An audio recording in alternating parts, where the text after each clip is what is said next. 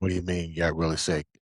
We didn't capitalize off of something. This dude tried to poison you or was poisoning you. Is that why you're sick? Yeah. Later, I find out that that's why I was sick. I How was do you know that he tried to poison that he was poisoning you?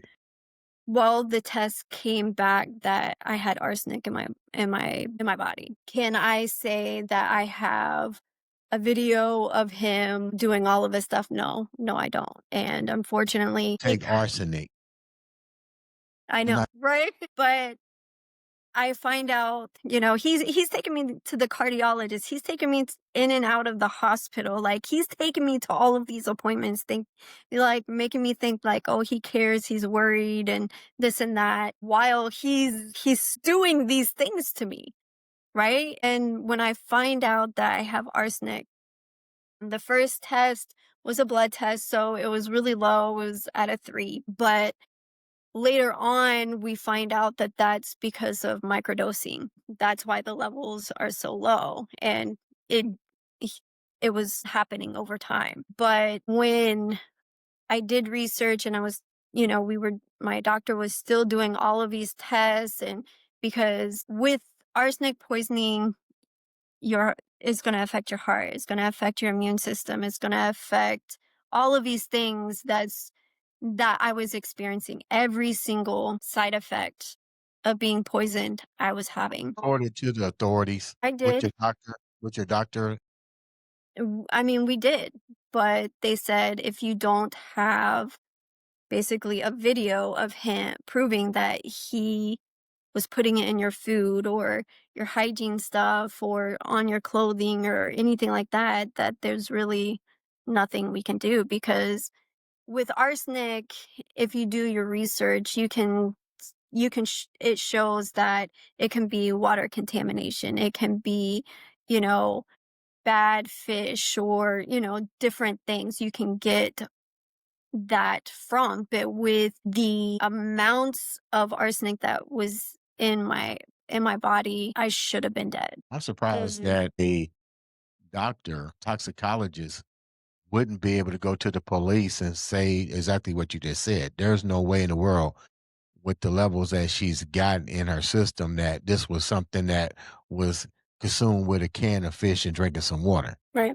but it didn't happen. So, Did you confront him about it?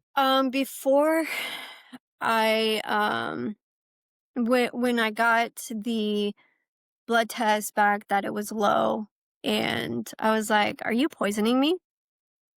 Are you giving me arsenic?" And he just deflected, like, totally changed the subject. He didn't deny it. He didn't.